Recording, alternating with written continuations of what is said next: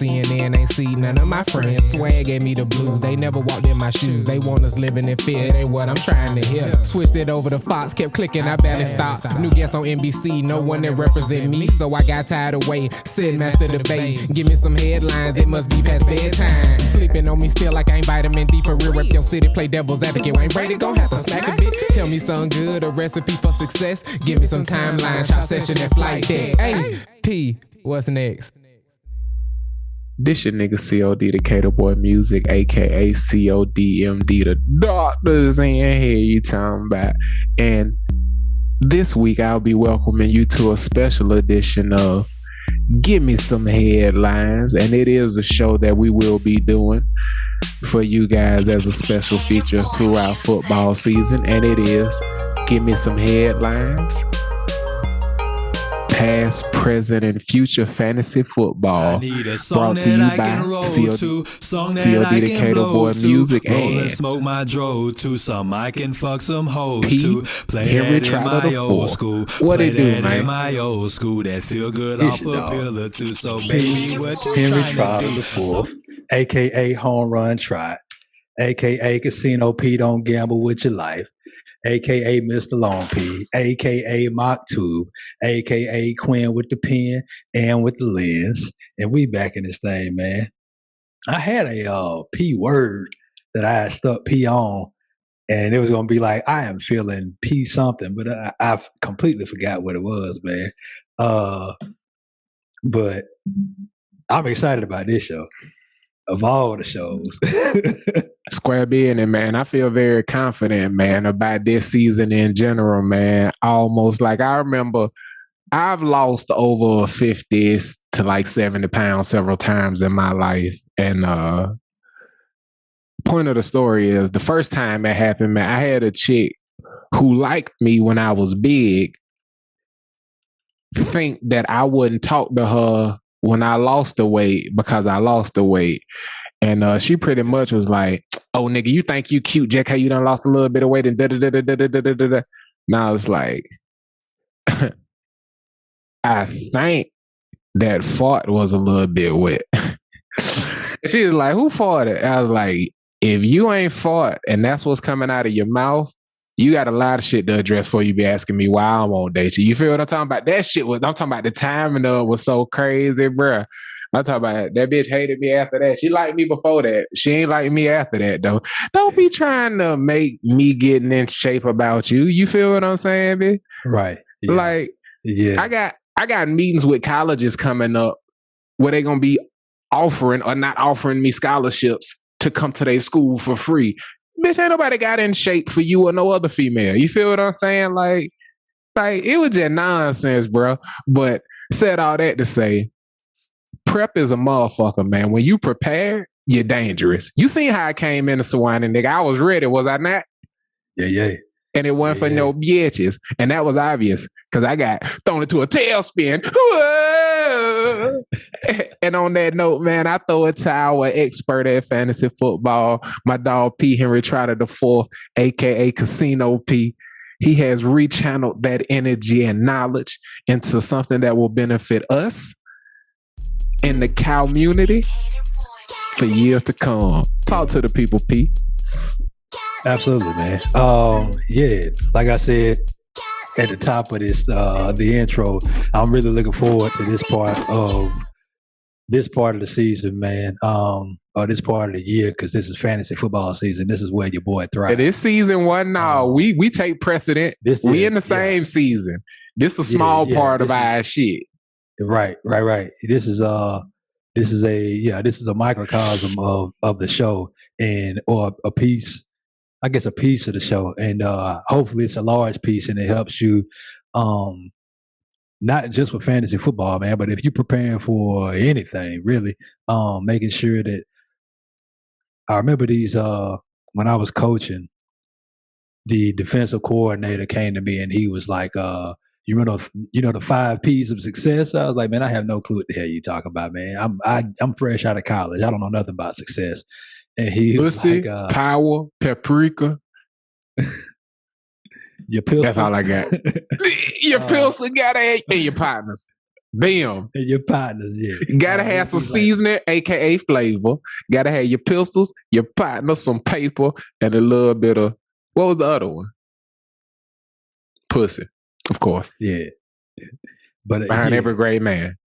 That's what I'd have came up. That was a better version than what he gave me. He gave me proper preparation prevents poor performance. I like that. I like that too. And it was we put that shit in the community in less than 2 minutes and had more sauce. Right. Yeah, exactly, man. And so in doing this, man, I've been doing, I guess, fantasy football since 2008, 2009. Been a part of a lot of leagues, man. And in the beginning, I was trash at this. Like, had no clue what I was doing. It was introduced to me. Seemed like fun. I was already consuming the game on a lot of different levels as a coach, just as a consumer of the game, and then playing it from time to time, out on the track in North Carolina. But when I started getting into fantasy football, man, you get into it. Kind of gives you the insights of what it's like to be a GM. Like you are vamping or creating this team out of the selection of players in the NFL, expecting them to do something each week to get to an ultimate goal, which is the fantasy league championship. And then when they started throwing money in this thing, that's when the real casino P came out. Because when it was for shits and giggles and bragging rights, I really don't care about all that. But when we playing for actual currency, yeah, count your boy in. So, bro, can I speak on that, G? Hell yeah. Bro, man, the cats I play with still won't put no money on it, bro. And I'm about the bragging rights. I don't know, bro. I've told them nigga just put 10 on it. I don't even want the money. As a nigga who always almost or either, in the championship game, it's a alumni league. So I'm like, bro, we could donate whoever the nigga who win, you donated in your name to the little brothers every year. And that's some cold shit. That's some player shit. It'll be the fantasy league championship donation. And they'll get that bitch at the end of every football season. You know how happy they'll be with the Super Bowl coming up? Kind of the fantasy football championship about a month before the Super Bowl. Yeah, right. You know what type of party them niggas will throw every year? That's all. And imagine if everybody started doing some shit like that. That could be a cold ass tradition. It'll be niggas will go to Sewanee for the motherfucking Super Bowl because it'll be none but parties all over campus. At halftime, be like, nigga, we got to run up to KA, man. I heard shit going wild in the yard up there. They got a projector set up on that hole. We out there. You know what I'm saying? Now we doing keg stand. You know what I'm saying? Washed. We gonna be dead the next Monday. But I throw it back to you, man. Put a little skin on it. It could even be a little 10 on it, man. Donate it to charity. It ain't got to be about losing money or winning money. Just adding more care, concern, lessening the likelihood of motherfuckers auto drafting and that fuckery. You know what I'm saying? That tomfoolery. Not setting lineups the whole season. And put a little care into it. Put your money where your football is. That's the thing, man. When people put something up front on it, it make them care like every week, even if you start off 1-6. You know what I mean? Like you like, I'm still trying to make these playoffs. I finished 500. Right. Like I'm not letting y'all take like, bro, I made the playoffs last year in the league. I made it 6 and 7. Made the playoffs and then made it to the championship. So I drafted Christian McCaffrey, number 1 overall. I remember that. I won the first 2 games. Because I argued with you about that. The third game, he got hurt in the first quarter of the third game, and I didn't. But thank God I drafted him and Aaron Jones. Imagine if I'd have had Christian McCaffrey and Aaron Jones throughout the whole season last year. I'd have ran cats about the goddamn gym, bro. I'd have ran about the gym last year. I'd have ran about the gym, and I had CeeDee Lamb who came on, bro. I had a squad, man. I love it, man. To give y'all a little bit of my. Really feel like I can run a team. I see. To give y'all a little bit of my chops on this shit, man, I'm the novice at the clique. That's why I say, bro, the expert. You see, he say, 08, well, where he started. Well, my real introduction into fantasy football was this nigga being indisposed 5 states away, but trusted me with something he care about that much. And my dog called me like, hey, nigga, I need you to set my fantasy line up, man. I'm out on a date. I don't remember what the fuck you were doing. You're like, bro, I need you to set that shit now. I got about 10 minutes before I can't set that hoe. And I was like, bet, how you log into the shit? He was like, you don't play fantasy, nigga? What you mean? How you log into go to ESPNFantasyFootball.com? Like, this nigga was on 10. And then I go set the line up and shit. He give me the instructions. I get it set correctly. I send the nigga an email of it and shit. And he like, bet. Okay, appreciate you. So then I'm checking in with that nigga to see how we doing. Cause while I'm in there tinkering, I'm looking at the matchup and I'm like, okay, this gonna be a close one. I see why he needed to make sure he had that tight end in and shit. And I'm understanding, okay, I see why niggas do this shit now after being one of them niggas who was like, he's fucking nerd ass, chump ass. Anybody playing no goddamn niggas. Delete. Niggas send me that email later. Yeah, somebody would try to get me in a fantasy league. And I just kept missing the fuck out after this curiosity had been sparked by this nigga. But the amplification of that shit was me hitting this nigga up constantly like, man, how we doing? Because we had a nigga playing on Thursday and then the rest of like the nigga on Thursday went crazy. You know what I'm saying? And he was somebody he subbed in, or I subbed in at his behest, you know what I'm saying? And I was like, oh, okay, yeah, we finna get these niggas this week. Cause then the projection changed. And I'm like, okay, so now we're gonna win by a couple of points. And then a nigga who usually go off didn't have a good week. And then a nigga who he put in the flex went off. And I was like, okay, yeah, this shit fire. Cause I think we was both watching a Jaguars game. And the game was like 3-6 or some shit. And we was both watching that motherfucker on the phone like, boy, you see that nigga on that video? It's out of crossing route and stuff. Every play mattered. And I was like, okay, this shit made the football better. And I was like, okay, I'm fucking in. And I had to wait 12 months to get into a league. And I just so happened to talk my goddamn guys into starting up this alumni league. Shouts out to the University of the South and my GFIG, man. Y'all it is, man. GFI Alumni League, man. I'm gonna be talking mad shit about y'all nigga this year, bro. But my team name this year to get y'all, take y'all from that to here. Man, we the Pooh Shiesty the Big Birds. Y'all already know, bro. We running through this bitch.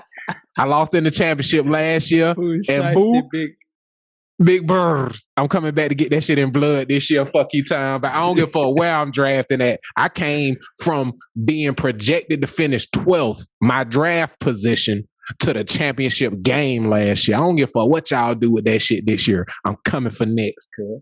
Talk your shit, sir. Yes, sir. Hey, man, I'll be in a lot of leagues. That shit overwhelming sometimes.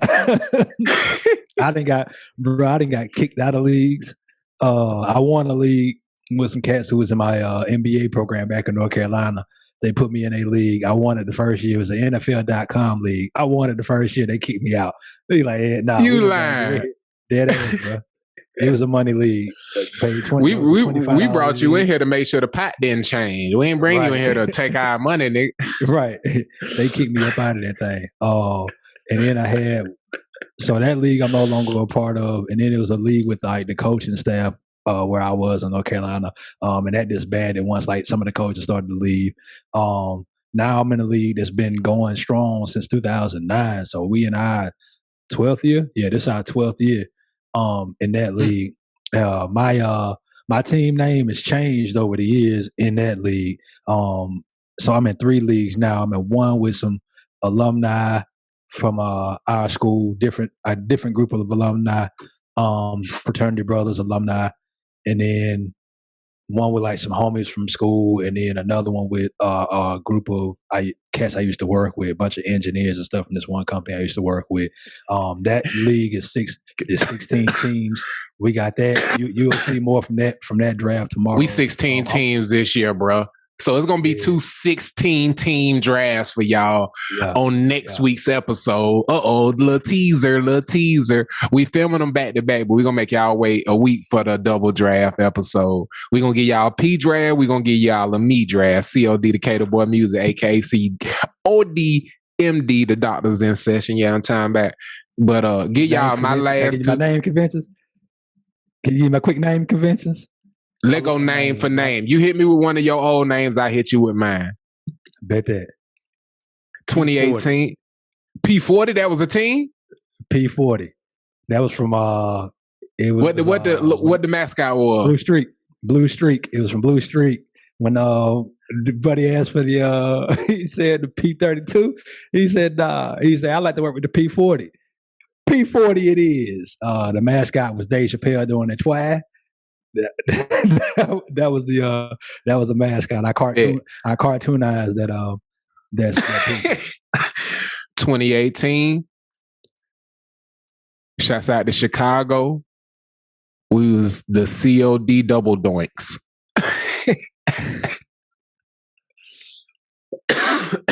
And it was a nigga in a Chicago Bears jersey doing this because he looked like field goal post. That's solid there. I usually do I was Franklin Hatchet. I usually do like my favorite fictional character from a movie. So I was Franklin Hatchet one year. See, I like sequels. So that was 2 years ago. And last year, I was D3 the Mighty Doinks because I ain't win. So I wanted to come back and right the wrong. You feel what I'm saying? Yeah, as the Doinks. The Doinks had to get a sequel. You feel what I'm saying? Because I was kicking ass. But I just, like, bro, I went into the 2019 playoffs as the number 1 overall seed, nigga. Like, came whole season smash and lost in the first fucking round. So I was like, oh hell no, we gotta have a sequel. Cause like it was a fraudulent season though, bro. Like I had like a 1-loss record with the smallest margin of victory. The whole league hated me, nigga. Cause I be talking about shit. They be like, bro, how is this nigga on a 5-game winning streak? We got 700 points. We in week 9. They could figure it out, but something would go wrong with my opponent every week. It was like I had cursed them with the name Double Doink. It would always be some equivalent to that field goal. Yeah. You know what I'm saying? It was like, so then I was like, I'm going to bring this Doink shit back, see if I can't get that mojo. And then because I had lost, I had the number 1 rank. They did it as, well, however you finish the regular season, we're going to reverse the order. That's how I end up drafting 12th because we was a 12-team league last year. Okay. We added 4 cats. You know what I'm saying? Because if you in the brotherhood, I mean, them then graduated. They wanted to join the alumni league. That's dope. Fuck it. It's dope. This year, I'm shout out to Bernie Mac, man. Rest in power. I am Floyd motherfucking Henderson. His character from damn, what's the movie? The one with Soul Man. Soul Man. I'm his character from Soul Man this year. Yeah. Possum face motherfucker. That's one of my favorite movies. I can't believe that's the one he went out on. Bruh. I think that was Isaac Hayes' last joint too. Oh, it was. I think so. Yeah. So yeah, man. I'm got 3 drafts. Thankfully, they all a day apart. So I got 1 tonight, 1 Monday night, 1 Tuesday night. But when them things be, I've had 2 in a day, and you talking about stress levels high. Man, I've had 2 overlap before too. Bless you. Thank you. Appreciate you. But yeah, man, after going with them 2 underdog type of come out of nowhere type of name, I had to go ahead and go with them Pooh Shiesty Big Birds. I need them niggas to know I'm coming in. They better. Hey bear. They better go into defense mode and try to ward me off, bruh. Cause with my nigga P and all of their prep, we finna show y'all the method to the madness, and then we're gonna release this after my draft so that my league don't benefit from it. But you should check this out immediately. And even if you don't catch it before your draft this year, make sure you check this show out so that you see it for your draft next year. You feel what I'm saying? But y'all about to see why we the big birds this year. You feel what I'm saying? Cause we coming at niggas' head. Fish, lions, whatever. We the king of the terror. We just ain't in the jungle. You feel what I'm saying? Big birds. We getting that shit back in blood this year. And I hope they don't do it however you finish the playoffs, because I wasn't number 1 seed, but I made it to the championship. You see what I'm saying? Yeah. So I need to see what the draft order is so I can protest before it go. Matter of fact, you go ahead. Let me check up on that in the message board while we do this. That's hilarious, man. So the way we gonna do this show today for y'all, man, is we gonna take a look at a few things, man. We told y'all about, a little bit of pre-draft things, man. Our relationship with fantasy football. We talked about, the names and the naming convention, because your name is important, man. You know what I'm saying? It's the name on the front of the jersey that you fight for. So make sure that you get that thing right, man. You put a little bit of thought into it, and when you put that thought into it, you care about it a little bit more. It's the same way with having to fish out a little bit of dough at the beginning of the season and getting that return at the end. And I really just like taking folks' money. But we're going to talk to you about, PPF is the name of our this segment for fantasy football. It's called Past, Present, and Future for a reason. What happened in the past is extremely important. What's happening right now is extremely important in fantasy football, and how you predict things will pan out in the future is extremely important, man. So we're going to talk about the top 10 guys at each position from last year's, how last year shook out, or shaked out. We'll say shaked out, man. We don't really care about being grammatically correct on this show. So let me pull that up real quick. I thought I had it up, but I didn't. You found out what's happening with that draft, man? Man, nah, man. Whole Giggity bagged out this year, man. He got different plays he making, and he got a podcast as well. And he said just trying to focus on the different stuff he built, and he ain't gonna be able to do the league this year. So that's the first big news to come out of the alumni league. D. Hogan's, man, the Cookie Monster, man. He backing out the league, man. Cookie one of the heavy contenders there. Yeah, last year was a tough year for bro, but he usually be out there juggernauting. So y'all not gonna have y'all league this year? Oh no, we'll lean 15. Ali Oxenfree, Miami boy. He the commish. Yeah. Okay. Oh, but it's just not gonna be a part of it this year. Yeah. He one of the 16, so we the lean 15 now instead of the mean 16. Okay. That's big. Yeah, we're gonna be all right. Yeah, man. So that just means somebody starting Ryan Fitzpatrick instead of Kirk Cousins. It won't be me, goddamn. Hey, man, do not be the person starting Kirk Cousins every week, man. Don't let my first pick might be Patty, nigga. Y'all go running backs, go ahead. I'm gonna pick Patty for week. And then I'm gonna get my backup quarterback 5th round before niggas get the second tier. You did what I'm saying? Yeah. All right. So what we're gonna do is we're gonna start with quarterback. I just trying to fill time till you found it, nigga. Don't be acting like that. I found. No, you good. I appreciate you. The look he gave me, y'all, was him saying it ain't that part of the show, nigga. Slow your jets.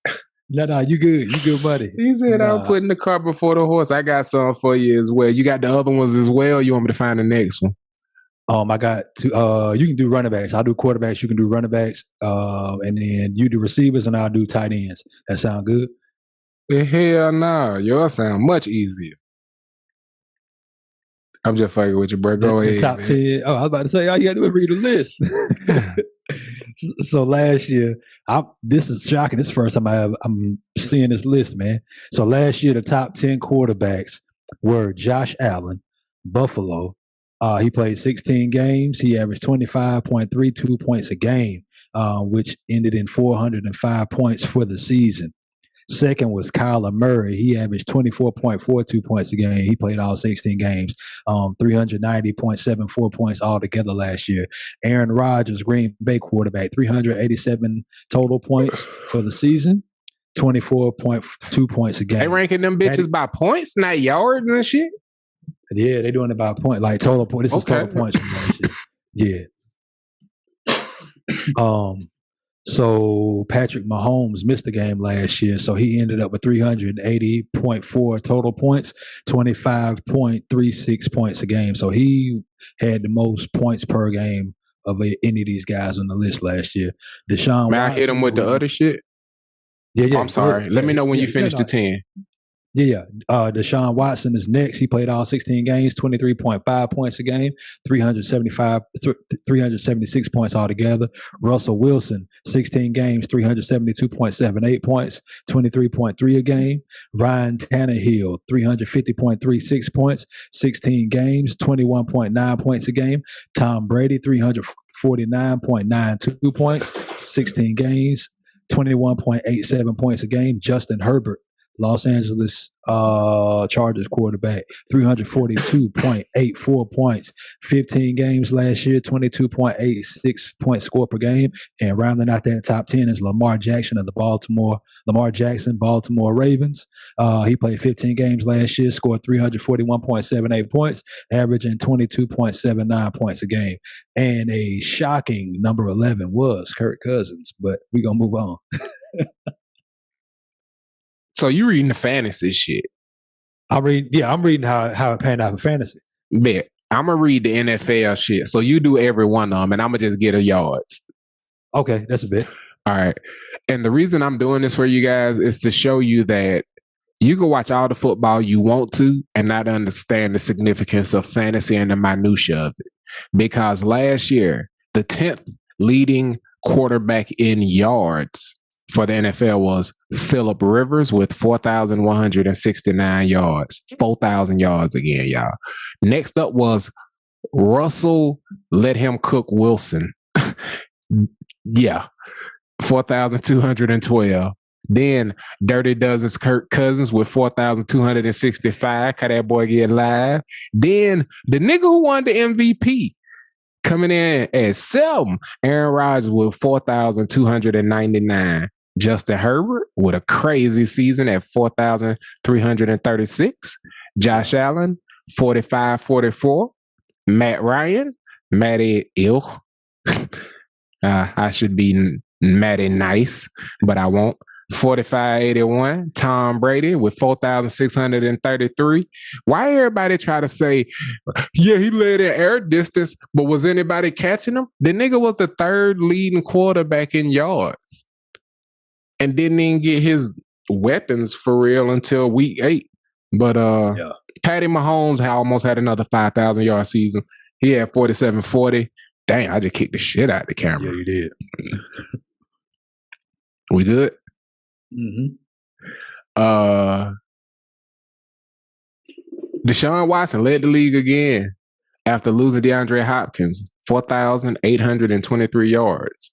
And we don't even know if that boy, his team said they're ready for him to be inactive every game because after requesting a trade, a lawyer who was the next door neighbor of the Texans owner filed a lawsuit on behalf of a young woman and then attached along with it 23 non-legal allegations. Wild shit afoot in Houston. Be safe, Pete. Wild shit. Yeah, there's wild shit afoot out here, man. Yeah. Yeah, that owner, the owner out here is not slick. He on 2021 is a wash. He finna get that first overall pick next year. He finna outdo the Jags. He not slick. He going for draft capital. He trying to figure out how to blame it on COVID so the insurance will cover how empty that stadium gonna be. That's what the fuck he doing. Yeah. Yeah. Because there's gonna be some away jerseys in that motherfucker this year. Believe that. A whole heap of them. A whole heap of them. For the running backs and fantasy performances of 2020. Number 10, Kareem Hunt, Cleveland Browns. Where you getting your list from? Fantasypros.com. I get my list. Yeah, this list is coming from fantasypros.com. That's not who I get all of my information from, but it is one of my trusted sites. If you join that community on the Patreon, though, you'll get who I use and who I went. I won a league last year with 16 teams.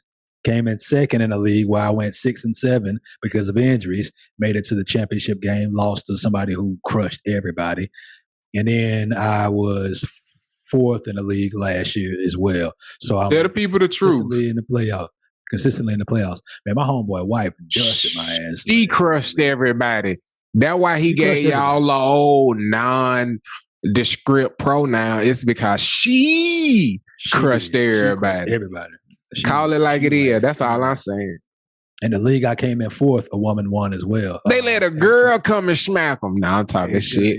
In two leagues, a woman won in 2 leagues. Toxic femininity. Gotta come win the boys league and shit on everybody. Why can't y'all let us have one thing? Fantasy football. We can't have fantasy football. Toxic femininity. Just gotta prove how much magic you got. We know y'all magical. Goddamn, Sarah Jessica Parker, goddamn. Kareem Hunt played all. Because we don't want y'all playing fantasy football. We just want to have sex in the city. That's that reference. I be doing bar shit while we talking and think it makes sense. But since I'm not rapping, people are like, what the fuck is he talking about? Shout out to Sex in the City, though. Great show. Very good writers. Very good writers. Couldn't have been the ones who wrote the movies, but yes, about the show. They are not one and the same. The niggas who wrote the movie couldn't have watched the show as it came out. They had to bring them niggas on and force them to watch the series so they understood the characters, and then they guessed at how to bring it together. Them couldn't have been niggas who seen it as it was a thing. You feel me? They didn't experience it. They might have watched it. The niggas who wrote them movies. Let me shut up, man. Football. Sex in the City. Hey, ladies, come fuck with GSH. And I said the name because I couldn't do the acronym. GSH PPFFF. PPFFF. Past, present, and future fantasy football league. I left the L off every time. Fuck. Oh, we not a league yet. Coming soon, 2022. Yeah. We're gonna show you how we get down with this shit. Join the community. And then you're gonna join the community, and you're gonna win all your other leagues, and then you're gonna get your ass dusted in this league because you're not beating us. So number 10 last year, Kareem Hunt, Cleveland Browns, 180.5 points on the year, 16 games, 11.3 points a game.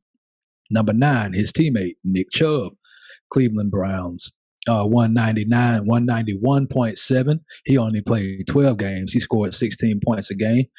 Josh Jacobs coming in at number 8, Las Vegas, 198.3 points on the season, 15 games, 13.2 points a game. James Robinson, Jacksonville Jaguars, 201.4 points, 14 games last year, averaging 14.4 points per game. David Montgomery, Chicago Bears, 210.8 points, 15 games, 14.1 points a game. Aaron Jones, free my dog Aaron Jones. Green Bay running back, 211.9 points, 14 games last year, averaging 15.1 points a game. Number 4, Jonathan Taylor, Indianapolis Colts, 216.8 points, 15 games, 14.5 per game. Dalvin Cook coming in at number 3, 293.8 points, 14 games, 21 points a game. Alvin Kamara, 294.8 points, 15 games last year, 19.7 per clip. Derrick Henry, Tennessee, 314.1 points per game, 16 games, 19.6 points per game. Let us know what they did on that yardage, man.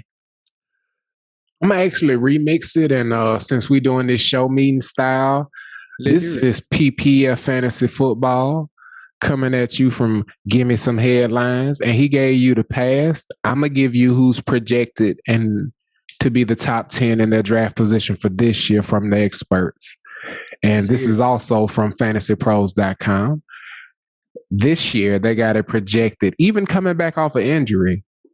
We're going to go top 10. Go 10-1, I mean. At 10, we got A. Gibson. I only know his first name for Washington. I got to click on it. Antonio. Antonio Gibson for Washington. Coming in at number 10 in the tier 3 of running backs, where you have the Joe Mixons, the Austin Eckler's, and Chris Carson's out there in Seattle, them type cats. And then coming in at 9 off of injury, the boy. If you had to guess between the two, who is it? Oh, it's Run CMC, 100%. Oh, no, I'm sorry. Saquon Barkley.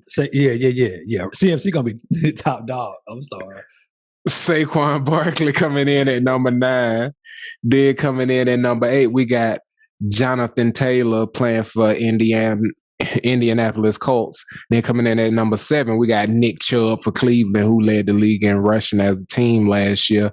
And he's going to be sharing carries, but that means he will always be fresh, which means his yards per carry will be up, and they will be putting their top dog in the red zone, which means he'll be a big scorer. He projected at number 7, but I'm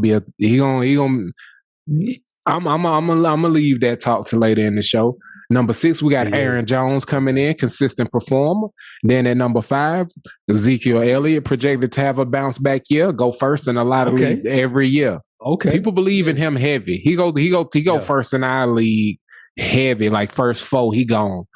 And then we got Alvin Kamara and who come with them receiving yards as well, which is super handy. Then you got Derrick Henry coming in at number 3 somehow. And then you got Dalvin Cook at number 2, and Fred told y'all at number 9 for some reason that number 1 was Christian McCaffrey. We all knew, even coming off an injury, that boy good. He the Marshall Faulk of our time. You feel what I'm saying? The nigga who can get you 1,000 rushing and 1,000 receiving. And with 17 games, I don't think he is to disappoint with racking up the laudables this year as far as production. You feel what I'm saying? We'll see the impact he have. Cause the NFC South is not wide open with J Boo and the GOAT in that motherfucker. So we'll see what he able to do. I just hope he don't pedal to the metal trying to win a division 3 teams not making the playoffs out of. You feel what I'm saying? No. Correct. He said, no, you are correct. Hell no, you are right. And I know exactly what you mean. What position we going next, OG? We going wide receiver next. We're gonna start at the bottom and move our way up to the top. Finishing 10th last year in the past part of the PPFFF fantasy football segment. DeAndre Hopkins, Arizona. And he changed teams last year, so it's expected that he'll move. I'll let you do that part. I'll just give you the pass on this. Arizona, 172.8 points last year, played all 16 games. Super durable guy, 10.8 points a game. AJ Brown from Tennessee, 177.5 points, played 14 games, 12.7 points per game. Mike Evans, Tampa Bay receiver, 178.6 points. Yeah. You going 10-1? 10-1. Okay. I was like, damn, Mike Evans that high? Go ahead. Yeah. Evans was number 8 last year, and he'd been consistently in the top 10. 178.6 points last year, 16 games, 11.2 points per game. Adam Thielen, Minnesota, let go, 180 boy. points, 180 points. 15 games last season, 12 points per game. Justin Jefferson of Minnesota, 186.2 points for the season, 16 games, 11.6 per game. DK Metcalf, Seattle, 188.3 points on the season, 16 games, 11.8 per game. Calvin Ridley of Atlanta, 191.5 points on the season, 15 games, 12.8 per game. Stephon Diggs, Buffalo, 201 points, 201.6 points, 16 games, 12.6 per game. Tyreek Hill, Kansas City Chiefs, 241.9 points, 15 games, 16.1 points per game. Devontae Adams, Green Bay, 243.4 points in 14 games, 17.4 points per game last year. So that's rounding out your top 10 receivers from the 2020 I swear I heard more than 10 people. I feel like I was listening too intently. I heard every syllable. Can I say something that's racial but not racist? What's that? I grew up a Falcons fan, and I heard an argument that was too good to just not be a fan of any team, and I can't go back. It's like I live in a world where I know that I understand, but I was an Eagles fan at the time. But anyway, we had Brian Finneran when I was young, and what he did was he ignited a passion for having a white boy receiver to be a super fan of. So even just watching it, I always find me a white dude who cold as fuck, and I watch everything he do, bruh. And right now, it's Thielen, bruh. Alan Thielen? Yeah. Bruh, he got me watching all the Minnesota games and shit, and they be running 40 times a game and shit. It was Cole Beasley for a minute, no cap. And then I started checking out Stephon Diggs, and that's how I found Adam Thielen. Okay.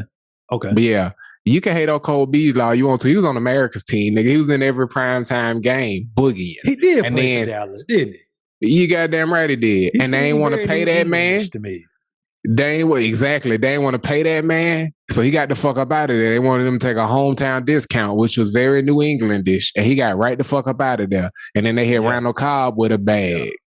They hit Randall Cobb with the bag that they could have gave Cole Beasley. He went and got, I don't remember the exact numbers, but he got his career highs his first year for Buffalo and been consistent since he been there. Yeah. They've re-signed him since the contract that he left from Dallas on. That's how consistent Cole Beasley been. And 100 stings a cold track. That boy got bars. This nigga be hating on he gonna do a diss track on your ass, and I'm gonna have to fist fight him because I ain't gonna write no poetry about him. He big enough to where he'll square up, and I serve him a 3-piece because it ain't gonna take too much more than that. But yeah, man, that ain't the part of it that was racial. I just like white receivers because of Brian Finneran, man. Like, the way that boy ran the end route was just technical. And that boy was catching that bitch no matter who would come and crawl. And I'm talking about niggas used to be able to hit back in the day. He was a receiver who was fast, but he caught balls that you'd throw to your tight end. That nigga run a post to the middle with Brian Dawkins coming to eat his chin up. Like, B-Dawk come, and you hear that shit in your living room before surround sound was a thing. You'd hear that shit on your tube TV when Brian Dawkins hit you. You feel what I'm saying? Little speakers go, but that boy came down with that bitch, chin scrapper loose and everything. But shouts out to Brian Finneran and shouts out to Adam Thielen for carrying the torch that Brian Finneran lit, man. 86. You live on in Adam Thielen, whether he wants you to or not. Cause if you white, you Ben Affleck. If you white, you Brian Finneran. That's why I enjoy your football. I'm sorry. I buy your jersey. I bought a Brian Finneran jersey. It just say Adam Thielen. Coming in at number 10 projected this year, Light P said that boy stay around the top 10, Mike Evans. Moving in at number 9, you got Terry McLaurin for Washington. So Ryan Fitzpatrick is going to be dependent on him. Yeah, Scary Terry getting down. Justin Jefferson coming in at year 2. They think that boy going to stay hot. Then we got A.J. Brown for Tennessee all the way at number 7. Told you that boy ain't going to be boogieing. And then coming in at number 6, we got DeAndre Hopkins for Arizona, like I told you. Then coming in at number 5, we got DK Metcalf. Then number 4, Calvin Ridley for Atlanta. That boy going to be getting off and replace the production that Atlanta lost from Julio. Number 3, we got Stephon Diggs. Number 2, we got Devontae Adams, Green Bay. He gonna be back and consistent for the boy Aaron Rodgers. And then number 1, just like last year, Tyreek Hill. Tyreek the Freak. Yeah. Shouts out the boy Giannis and the Kumpo. That's how you say that thing. Talking about Tyreek the Freak. Cheetah gonna be tough this year, man. Bro, he got to switch it to Tyreek the Freak now that Giannis done won him a ship, bro. Because they won it for the Bucks who had won it in like 60-some years. They won it for the Chiefs who had won it in like 50-some years, 55 years. And now they both trying to repeat. Yeah. He need to be Tyreek. He Tyreek the Freak at GA. You can call him the Cheetah. He Tyreek the Freak over here, though. Yeah. Cause it's like calling a little nigga big man. Fuck that shit. Fuck his height and his stature. He Tyreek the Freak because he is as much a freak of a nature as Giannis is. in the package God gave him, he put dynamite in that motherfucker. You feel what I'm saying? TNT is running through that motherfucker. Make sure you get one of them guys on your roster. Get one of them Kansas City guys on your roster, whether it's Kelsey, whether it's Tyreek, whether it's Patty Mahomes, whether it's McCole Hardman. Like, they got a lot of speed, man. And so make sure you. With Sammy Watkins gone, McCole Hardman has to step into that number 3 role and be ready for the postseason. So I'm sure Andy Reid has been in his ear and building that young man up all offseason, and he is in that offense for the 4th year. McCole Hardman going to be a solid pickup. He's going to be a consistent producer, not a receiver you got to worry about throwing at your flex. I second that shit my nigga P just said. Don't go for any of them KC niggas all at the same position, but they all have value on your roster somewhere. Dead ass. Don't go get McCall Hardman if you miss out on Travis Kelce. Right. Go find you a top tier tight end. Yeah, go find you a top tier tight end. Go get you one of them niggas in the wing. Talk to me, them guys, man. Yeah. And to give you guys a little context, the reason we giving you guys 100%, the reason we giving you guys the past and then the future projection is so that depending on if the guy you wanted isn't there, think about the guys you're hearing and see whether or not you believe they're going to keep it going. Look at the team, see if their quarterback got better or changed, or if they're dealing with a rookie, shit like that, all come into fantasy football. And that's why you can't just look at stats and think you know what's going down. You got to get ready. Talk to the people, Pete. Yes, sir, man. You got to prepare yourself, and we'll talk a little bit more about that later on. But we're gonna get into these tight ends. Top 10 last year. You had the bottom part of that 10 was Jimmy Graham, Chicago. Still, bro, 93.6 points, and so which is why it's really important to get you a top tier tight end, because 93.6 points is points that a third running back could get you in a season. So he played all 16 games. I didn't think about it like that. He scored 5.9 points a game. He played all 16 games last year. That's a surprise. Jonathan Smith of Tennessee, 99.2 points last year. 14 games, 7.1 points per game. Rob Gronkowski, Tampa Bay, 104.3 points per game. 104.3 points for the season, 16 games, 6.5 points per game. Logan Thomas, Washington, 104.6 points for the season, 16 games, 6.5 points per game. Mike Gesicki from Miami, 106.3 for the season, 15 games, 7.1 points per game. TJ Hawkinson, Detroit, 108.3 for the year, 16 games, 6.8 points per game. Mark Andrews, Baltimore, 112.1 points on the season, 14 games, 8 points per game. Robert Tonyan, Green Bay, 124.6 points, 16 games, 7.8 points per game. Now you're getting into the top two, the only guys at the tight end position to score double-digit points last year per game. Darren Waller, Las Vegas, 171.6 points, 16 games, 10.7 points per game. And then Travis Kelce, by far and away, the best, Kansas City, 207.8 for the year, 15 games, 13.9 points per game. Yay. And projected to go top 10 this year. You're going to hear a lot of names that sound familiar, but prioritize accordingly. Coming in at number 10, you got Tyler Higbee for the LA Rams. You got Robert Tonyan coming in at number 9 for the Green Bay Packers, staying consistent for Aaron Rodgers. Then you got the boy Logan Thomas for the Washington football team coming in at number 8. Number 7, you got Noah Fant for the Denver Broncos. Bad quarterbacks always lean on their tight end, so expect Teddy B to be leaning on that guy heavy. Yeah. He projected to go at number 7. That ain't necessarily going to be his production. He is in the top tier of tight ends, where we come in at number 6, and you have TJ Hawkinson for the Detroit Lions. Didn't they get the boy Goff? They got Jared Goff. Once again, bad quarterbacks lean on their tight ends. And then you got the young boy Kyle Pitts for Atlanta, projected to do big things this year, coming in at number 5 as a rookie. Pushing somebody out of the top 10, friend. Yeah. Then you got number 4, the boy Mark Andrews for Baltimore.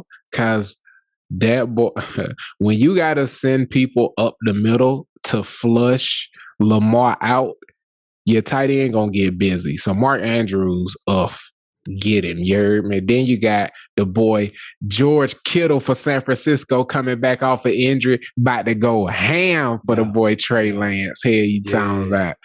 They got to let Trey go. They started Trey, right? I think no, it's Jimmy G. It's Jimmy G right now. And all the projections I've been seeing, it's got Trey Lance as a starter. Jimmy G, they not putting Jimmy G in the Trey Lance is above Jimmy G in the projections for the season. Okay, then you got Darren Waller for Las Vegas, who P put me on to out of the blue. Like, I knew of dude, but I knew of him because of stories about him getting caught with some bud and shit. I ain't know he was back and banging. That nigga P was like, nah, I drafted that nigga in 2 leagues. You need Darren Waller. And he won me a few games because I done drafted him 2 straight years. And then at number 1, you got the boy Travis Kelce. We done went through all of them, ain't we? No, sir. You got kickers. And I don't do kickers. No disrespect. Go top 5. Go top 5. Go top 5. We'll do top 5. Go quick. Top 5. Here we go. You ain't got to get a numbers. Just hit them with the name. Okay, I hear it. Team. Look, I even clicked off of them guys. We'll do defenses too. Top 5 kickers. Last year, Greg Zuerlein coming in the top 5. He is at Dallas, 153 points, 16 games, which is important, man, because if you got you a kicker, 153 points, that's like you got kickers outscoring tight ends. Which is important. That nigga said, go ahead, do your team. 10. Jason Myers, Seattle, 138 points. They usually play all 16 games, man. So I'm not even gonna say that because they all played 16 games. Jason Myers, Seattle, 138 points on the year, 8.6 per game. Cairo Santos, Chicago, 139 on the year, 8.7 per game. Justin Tucker coming in at number 7. Baltimore, 145 on the year, 9.1 per game. Ryan Suckup, Tampa Bay, 145 on the year, 9.1 per game. Rodrigo Blankenship. Gotta hate it. Rodrigo Blankenship, Indianapolis Colts, 150 points on the year, 9.4 points per game. Greg Zuerlein, Dallas, 153 points on the year, 9.6 per game. Daniel Carlson, Las Vegas, 155 points on the year, 9.7 per game. Tyler Bass, Buffalo, 157 points on the year, 9.8 per game. Young Ho Koo, Atlanta, 168 points on the year. Oh, I'm sorry. He played 15 games last year. Cuz got hurt. 11.2 points per game. Impressive. Jason Sanders, Miami. I pulled my dick. Jason Sanders, Miami came in at 170 points on the year. 10.8 points. I said that dumb shit because I had a good question.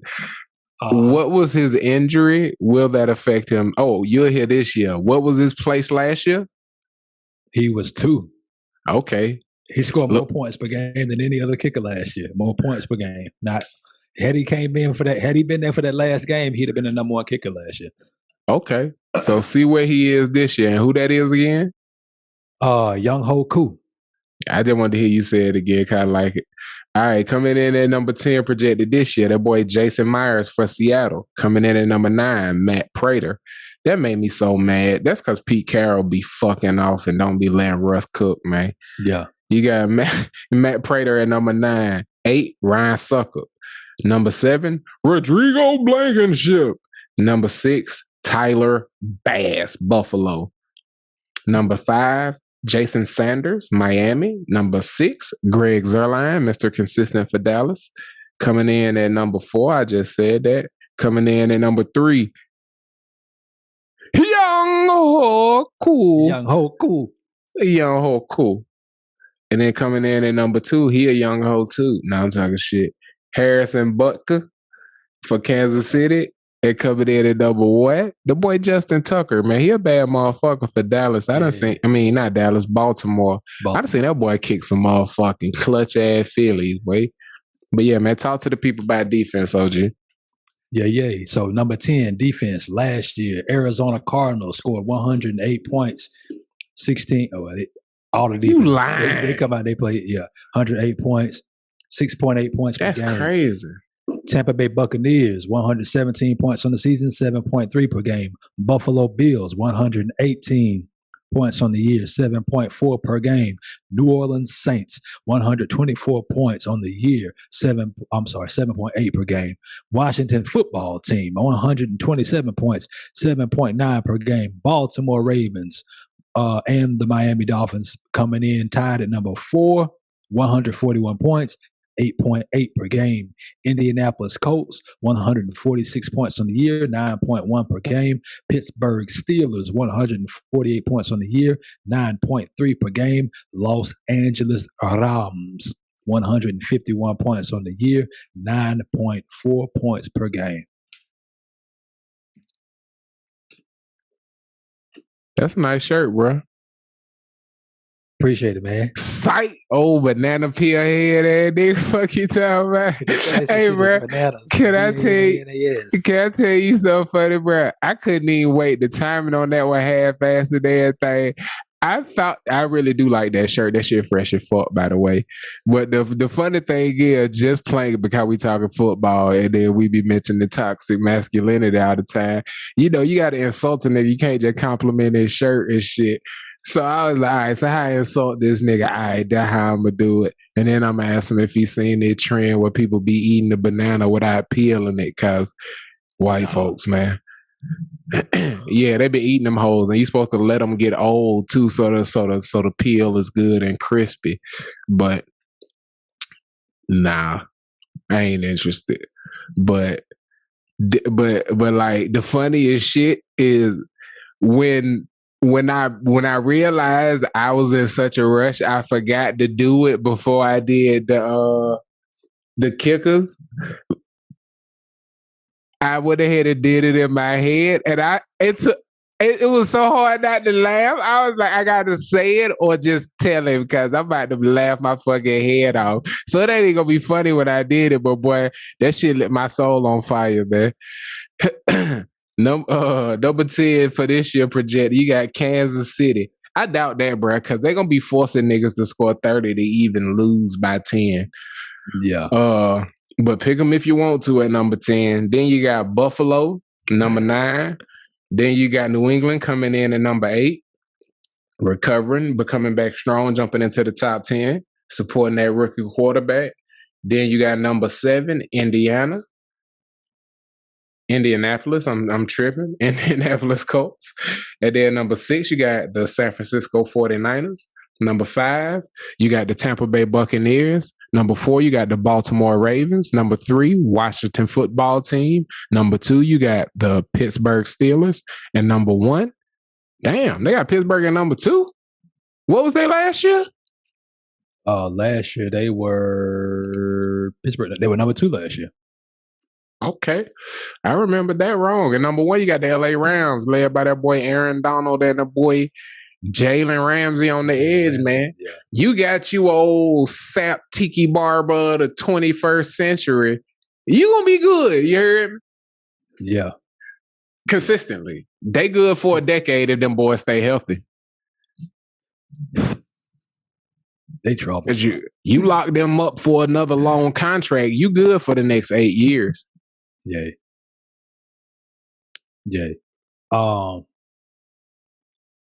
Man, and that's the thing, like defense. All the talk is about offensive guru Sean McVay when that defense is the most consistent fucking thing in LA. That's the craziest part about that team. Narratives are so important. That's how John Gruden become a legend when the defenses is what was special. And he a fucking offensive-minded coach, and he won with Tony Dungy fucking players. Yeah.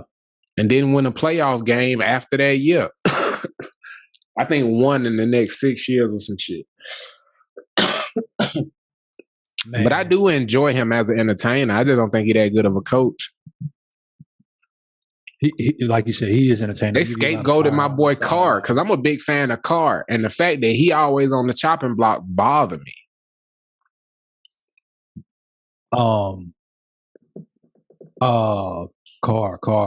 Derek Carr? Yeah.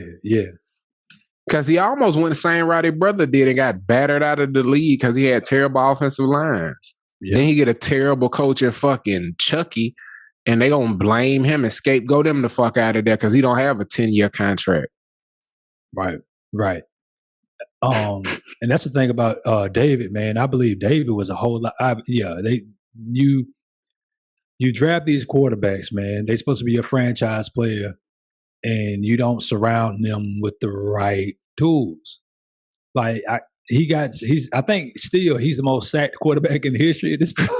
Like, buddy, he got sacked, I think, like 60 sometimes in the season. And he a punch drunk boxer, and they try to act like he couldn't throw punches when he was too busy getting hit.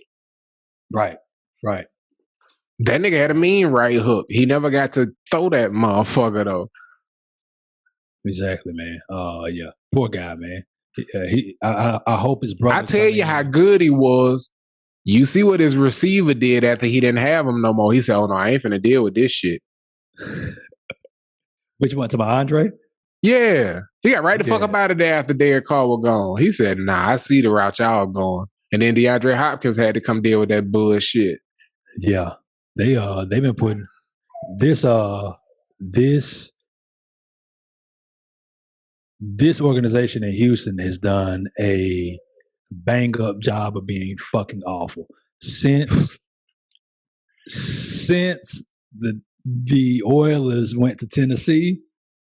I think they got like 2 playoff seasons, like no playoff wins or some goofy shit like that, bro.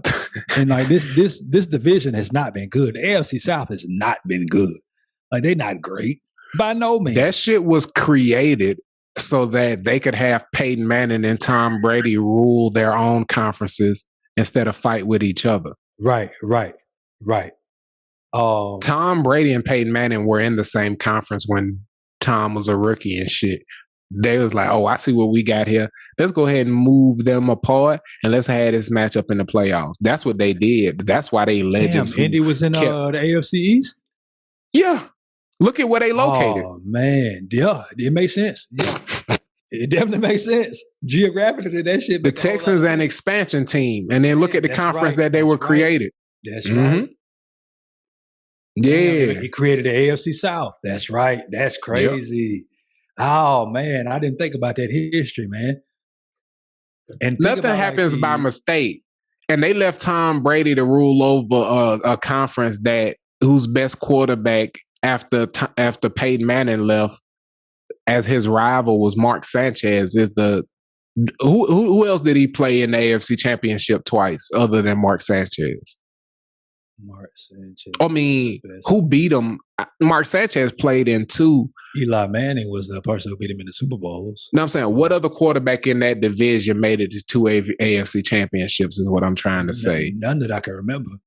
Every team was constantly rebuilding, trying to be good enough to beat the Patriots. Yeah. No quarterback was on his team for 10 years to have a roster built around him. Yeah, the Dolphins never had anybody that was consistent there. And the same thing happened in the AFC South.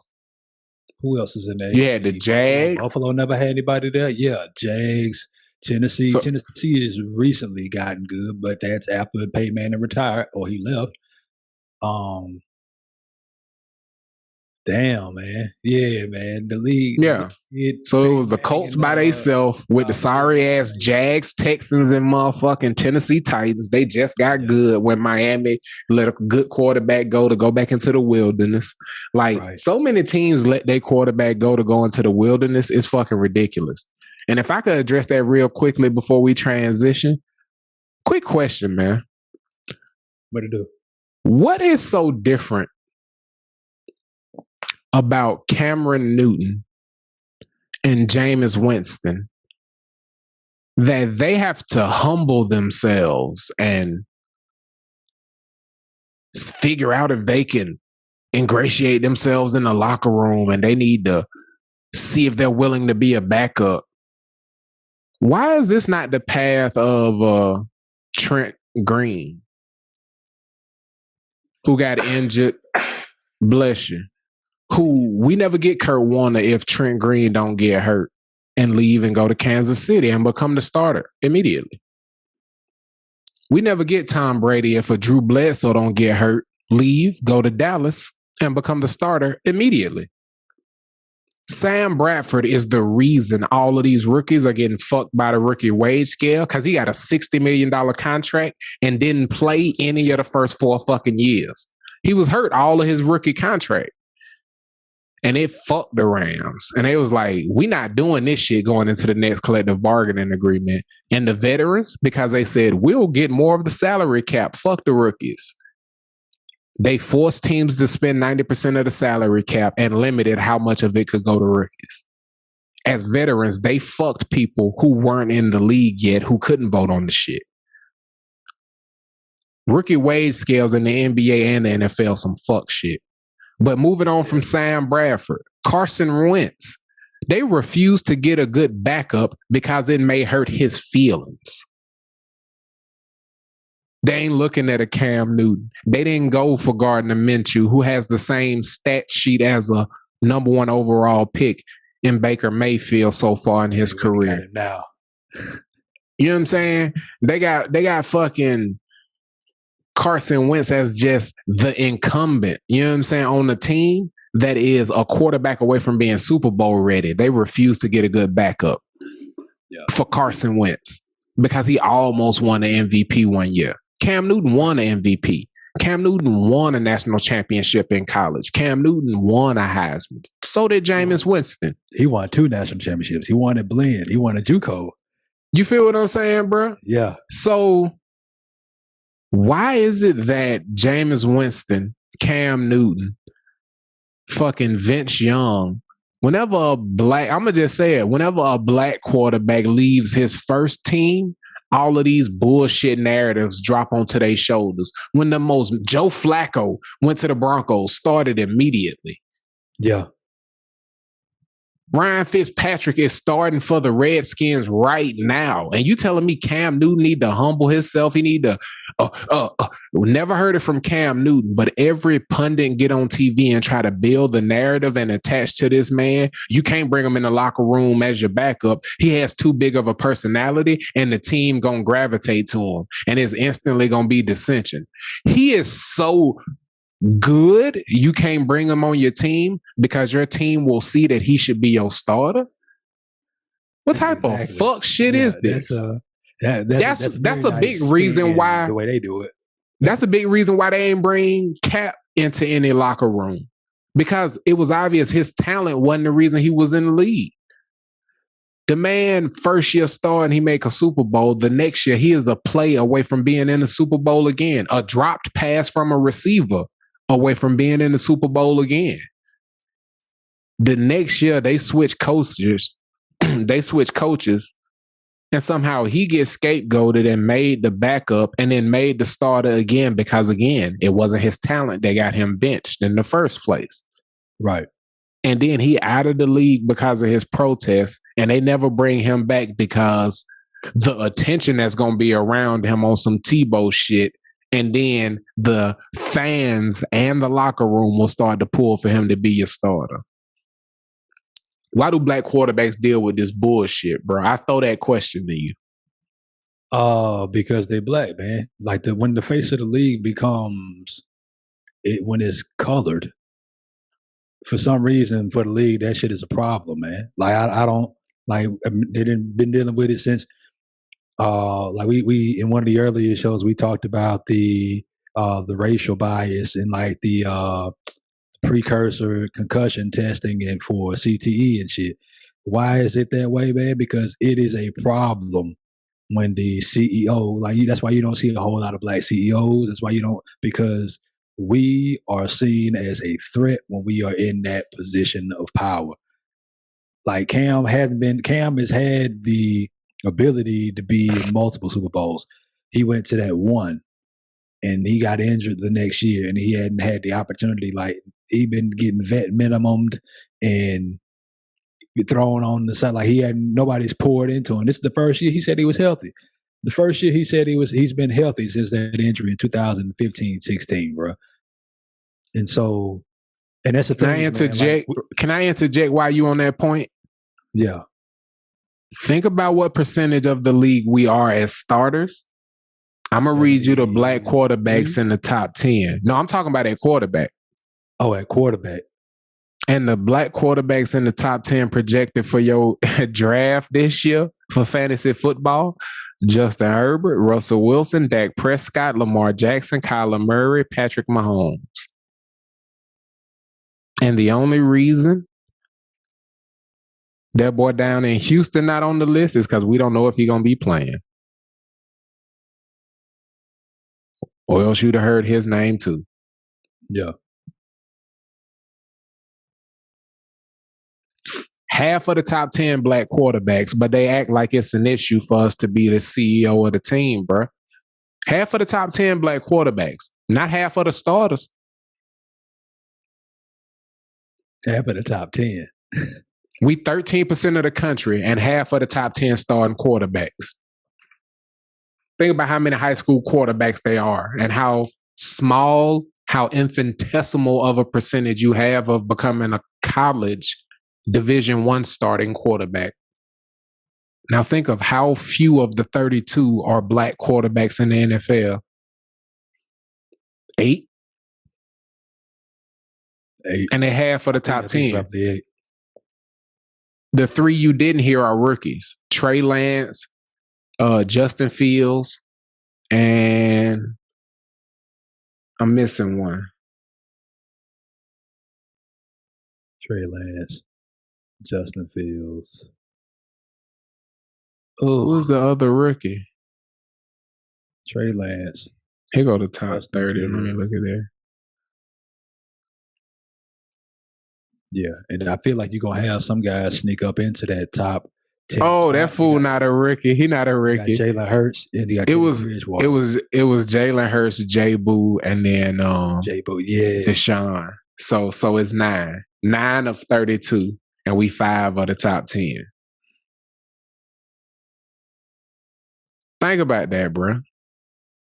9 times 3, 27. So we roughly 33%. And we half of the top 10. You gave 9 of us an opportunity. 60% of the ones you gave an opportunity are in the top 10.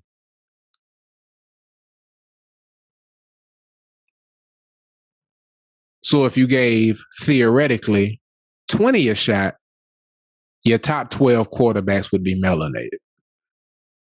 Yeah.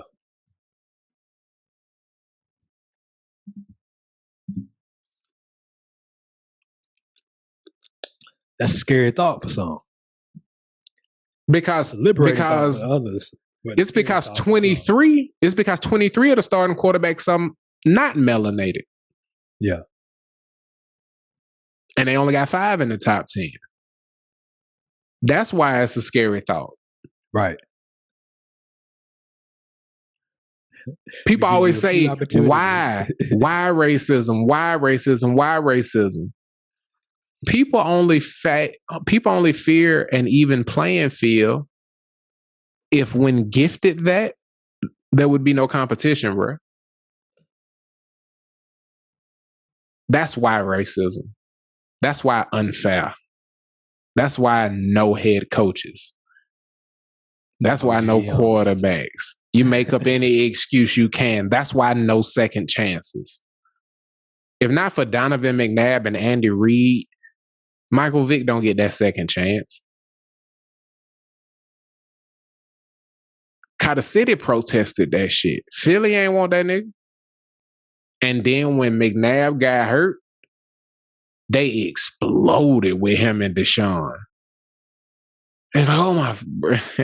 And as a Philly fan, bro, I was so happy because I got him in Atlanta. And then when he came back, I got him in Philly. I said, oh man, we in this bitch. You hear you talking about? You know what I mean? Yeah. Yeah, man, let's move forward, man. I appreciate you for letting me get that off my chest, man. Just because watching Cam Newton path and the narrative around him pissed me off, bro. Because then they attach other bullshit narratives to him and feel however you want to about it. But any person on television will tell you his 5-day absence because of COVID was a part of why they got rid of him and da-da-da-da-da. And then they asked Bill Belichick about it directly. A motherfucker who never answer any question. And he say, way too much is being made of that. Way too much of that is being overblown. If you look at most of the players who have been put into protocol because they have contracted COVID, think like 99% of them have been vaccinated. Yes, Cam dealt with that, but he did not, like, he was like, but that was not the issue here. That was not why I made this decision. Do with that information what you will. And then niggas is saying, nah, I think he trying to say this. He gonna have to get vaccinated if he gonna get picked up by another team. They build the narratives that people are saying this is not what it was, and they stick with it anyway, bro. And that's just a microcosm of what they do with all of the narratives around black quarterbacks, bro. Yeah. There's absolutely no way a number 1 overall pick, Heisman quarterback, bro, national championship winning quarterback, would have to be in a quarterback battle with fucking Taysom Hill if he was not black, bro. There's no way fucking Jameis Winston. How old is he, bro? I gotta look this shit up. Taboo 28, 27. This nigga 28. Quarterbacks don't enter their prime until 30, bro. 30 to 38 is their prime, and then they're supposed to be done. So he entering his prime. And before you got him, he had a 5,000-yard, 30 touchdown season. Sean Payton has never had this type of talent. He became the Sean Payton that everybody loved and is laudable and talk about his great mind with a reclamation project off a reconstructed shoulder. Drew Brees got in the lab and became one of the most accurate quarterbacks to ever touch a football, and Sean Payton dialed it the fuck up and they schemed the world into something crazy. Jameis Winston is a motherfucking Boobie Miles type of talent. What can't he do? Run fast. But everything else that a quarterback's supposed to have, that boy got the full toolkit. They hate when you run. Exactly. He should be the prototype. Exactly. He in a quarterback battle with a guy who can't throw and who run not even fast. He just run. Like that nigga, he 4'4". He 4'4". Taysom Hill. That nigga 4'4". Ooh, still like it. That shit like it's slow out of the blocks. It kind of thick. Yeah, you're right. But once he's skating, he's skating. Yeah, his 20 to 40 must be fucking blinding. Cause that first 20, he got it. He kind of like Fred Flintstone. That motherfucker got to pat them bitches to get him up. I think part of that is because he's still thinking about throwing it while he patting them. Type shit. But like once he downfield, watch him after he catch that bitch and he dig and turn the corner. You'll see the 4-4. That's what he should be doing. He should be a fucking tight end. Put that motherfucking tight end. 2-3 times a year, run a pass route where you can throw that thing. But he should be tight end, bro. Hey, fuck that league history segment. We'll do that shit during the drafts. We got hours. Yeah. Yeah. We with it. Wasn't it, cuz? Masturbators, man. What you doing? What is you doing to win your league? What strategy are you taking to win your league? I got a draft in 2 hours. But I want to know you, my G. What is your strategy? Now see. Who you think you draft in first round? Now see, this my thing. Depending. That draft is crazy, cuz. I said the question. That draft get bananas. / how the draft order being decided. And the first response is, I heard someone got dibs. So I don't know what the hell going on with the draft order. And then another nigga said, so you calling dibs on calling dibs? Because I had dibs. And he screenshotted the place in the messages where he had dibs. I don't know what the fuck going on. But depending on where I'm drafted. Dibs on like the pecking order? Like the order. I call first pick. It's like I said, That's did anybody call shotgun yet? And then somebody go shotgun. I'm like, man, fuck you, dog. You know what I'm saying? Fuck you, doggy. Fuck you, dog. That's essentially what happened there. So depending on where I'm drafted, it all determined the order. Now, to give you a brief history of my league last year, because I was in the number one spot 2 years ago, I was drafting 12th. So I had to shake shit up. And everybody went running back. And I was like, God damn, I'm going to get the 12th best running back on the board. Fuck that shit. I'm going to get the best something out this motherfucker. So I went DeAndre Hopkins, goddamn. I went wide receiver. Yeah. Snake draft. Next round, I said, get the 12th best running back. No, fuck that. Julio Jones. You goddamn right.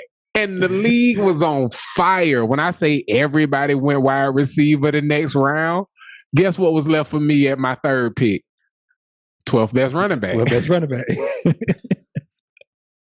So that's my strategy in the snake draft.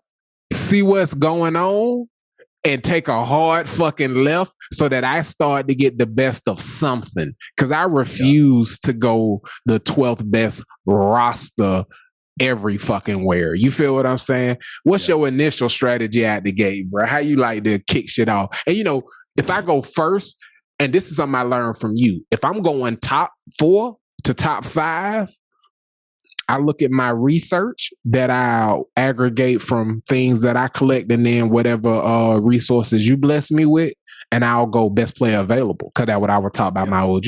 And I do that first 2 rounds, no matter what go on in the snake. If I'm top 4, best player available first 2 to 3 rounds. That's just what I do. If I'm in the back half, I'm doing shit like what I just said. You feel what I'm saying? Yeah. I'm that guy. Yeah. It's a combination of, like, I start out with, in my head, I want to go running back, receiver, running back. Like, that's you. Like, in my head, like, that's my first 4 picks. I'm thinking I'm going running back, receiver, running back. But I'm like you is, if it is depends on where I'm picking. If I'm in a 12-team league and I'm the 10th pick, like you said, I don't want the 9th or 10th best running back when I can have Tyreek Hill. I can get hella production from Tyreek Hill at that spot, and then get everybody else thinking. So I like to be the person to move trends, because you know somebody drafting like a running back. I like to move it. At least the first 3 picks. Like Patty Mahomes maybe go first because everybody's like, he gonna get 400 points this year. He gonna get some absurd amount of points. Don't be dumb. And so pick Patty number 1. Don't be dumb. Pick Patty number 1. Man, I usually he number 11, man. I try to go projected. I think he he I think he's his jersey. Oh, he's number. No, he's 12. He's 12. He the same as 15, Tom. 15. You sure? I think he's 15. Shit, I don't know. It ain't Mahomes on that bitch. He 15. I think you're right. Every game. That I'm sure. It say Mahomes. It say Kansas City. It say Mahomes on that bitch every game. I can respect that, man. Can I tell you my thinking why wide receivers is always the good shake-up if you get fucked on the running backs? Oh, 100%. Go ahead. It's because whenever I'm in a shaky place with my flex, I'm always happy to have a McCole Hardman or a Sammy Watkins on my bench. You feel what I'm saying? Because if I'm in doubt, I'm putting him in there instead of Chicago's second running back. You feel what I'm saying? Yeah. Because that bitch might fuck around and get no carries because the team they playing got 2 quick touchdowns. And fucking at the time, stinky butt fucking dirty nut. I can't even remember the nigga name. Well, who are they quarterback who they got the fuck up out of there, bro? What team? Chicago. Alex Smith? Well, you just be choosing the randomest dudes to shit on, bruh. Fuck you, dog. What's buddy name? He went to God. It's the guy they picked over Patty, bruh. They traded up and took. He stunk. Who the fuck is it? Describe him. Big doofus head ass nigga. Number 2, right? Number 2 face ass nigga. Golly, this is gonna bother me, man. Don't Google it. Don't Google it. I see your hands. Put your hands here. We got to figure this shit out. Who is this motherfucker? Okay, his coach was the Canadian dude who they brought down, who brought that old CFL ass offense. Mitch Trubisky. He went to North Carolina. That's what I knew about him. He went to North Carolina. His name was Mitch. Mitch Trubisky. With your Trubisky. Is he playing for anybody right now? He probably starting somewhere. Knowing the NFL, probably a team we don't give a fuck about. It probably hit him on who a whack ass team. That's the thing, bro. My boy from the Jets. Arizona. Who the Jets got? Jets got Zach Wilson. They sent Sam Darnold down to he the one who why everybody act like they don't know who the quarterback who gonna work out. It's the one who the terrible fucking team took. It don't have nothing to do with his talent. The quarterback who not gonna work out is the one who the Jets took. Which one of these guys not gonna work out? Is it that motherfucker who came from Ohio State? Nah, it ain't him. Is it the motherfucker who y'all said was gonna be the number 1 overall draft pick and unseated a national championship winning quarterback as a rookie because the coach was scared he was gonna transfer? Nah, it ain't Trevor Lawrence. Is it the motherfucker who played for North Dakota State and came out of nowhere and all people said, man, his ceiling, you might want to take him number 1. Nah, it ain't gonna be Trey Lance. Of course it's Zach Wilson. Tell me I'm lying. He the stinker, no? He the turd in the punch bowl? He a Mormon, man, so I think he actually gonna be good. He went to BYU? He care about his foot. Yeah, he went to BYU. I don't know why I knew that just from him being a Mormon. I don't know shit about him other than he got took to the Jets, so I know he gonna stink. The Jets stink. Who he gonna throw to? Be really good. He might be David Carr. He might get punch drunk. They got nobody blocking for him. Didn't they let Le'Veon go? They did let Le'Veon go, I believe. I give him 4 years. They not signing him to a contract. Yeah, because Le'Veon was in Kansas City. He damn sure was for a hot second. They got him out of there because he started talking too much about not being used. I'd retire before I play for the Chiefs again. Don't be stupid, man. So sad to see you go, nigga. That offense ain't been good since they let him and AB go. Ain't nobody gonna convince me the Steelers better off for what they did. Both of them had a stupid ass path after leaving, but had they kept them, they past 3 years would have been so fucking bright. Cause that defense 100%. Been crazy. Been stupid. You see Tomlin, he always talking about not blinking, bro. Imagine the headaches. He couldn't deal with AB and motherfucking Le'Veon no more. He got them not blinking headaches to deal with. Fuck you, Tom. He's so intense. Mike Else be out there. Splash. Yeah, man. So that strategy shit. Yeah, I'm glad you.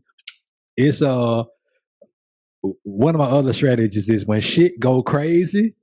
When shit go crazy, shit gonna go crazy in your draft, man. Take your time. However much time they get you, and stay engaged in the entire draft. That's one of my favorite strategies. Is look at every single pick that people are making. So when you see people are making their picks, it's so many moving parts in the draft. But be cognizant of who you see, because that shit'll get you fucked up when you targeting this guy. And you put your head down doing your little research, and somebody picked that motherfucker. And then you look back up, and then you type in his name in the search bar. You're like, hold up, he was just there. Julio, where you go? Somebody drafted Julio, bro. Now you got 7 seconds to pick somebody. So, man, stay engaged in your draft and know what the hell is going on. That shit is hella important, bro. It is hella important to stay engaged in your draft. and know what you need. Like, know what players you need. Because if you don't know what players you need, don't get 2 quarterbacks in the first 8 rounds. Everybody going back and forth. And then the nigga just finally said, fuck it, and sent dibs to the message board. So I sent dibs, number 2 pick. Not too shabby. Fuck it. Let's see if that's the draft order. Who on the message board paying attention?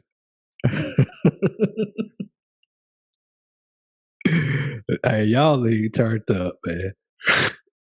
Y'all league all the way turned up. So you said Dibs the second pick. Buddy, yeah, he got first pick. So he was like, all right, cool. Y'all want to fight over first pick? Let me go with second pick. Ain't nobody Straight arguing over that one. I can get Dalvin Cook at number 2. Oh man, who would you go overall? Who would your overall? If you had the number 1 overall pick, who would you take? Would you Christian take McCaffrey. Okay, quarterback. They're not allowing Sam Darnold to slang that pick around. That nigga got a 7-year contract. He know he got one more. He got a drafted quarterback before he fired. So he gonna let C-Mac get off and then go from there. I just sent that draft order by who on the message board paying attention with a bunch of dumbass emojis. I think somebody about to send dibs. If a third person send it, this how we doing it.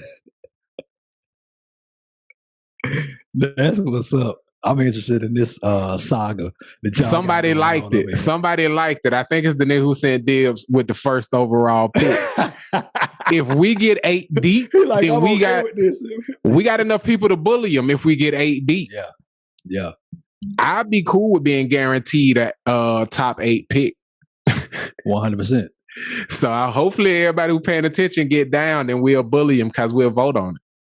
My lady just sent me a text and said, of course, I'm at a black bar. They holding the line. It's 99 fucking degrees out this bitch. Let us in. Hey. She went to go kick it with her homegirl and some of her homegirl, AKA friends. Made no mistake, Shawty is a black woman. You heard me? She don't play that bullshit. Yeah. She don't play. She outside. It's humid. She did her hair before she left. You heard me? Upset. So I'm gonna have to deal with this shit when she get home. So I'm mad at. We're not taking pictures in line. You gonna make me sweat my shit out before I take my pics for the intranet, bitch? Right. It's Sunday fun day. What the fuck is y'all doing? They all. Can I tell you a flight deck thought I had, cuz? Let's talk about it. I don't believe nothing by mistake, bruh. Why you think they named that shit the World Wide Web? What are web's purposes? And you get things entangled. Ensnared. Mm-hmm. And you have it sitting there, until you choose to what? Devour that shit. It ain't a web on the planet that exists for the purpose of interconnecting people. We don't take webs to other countries.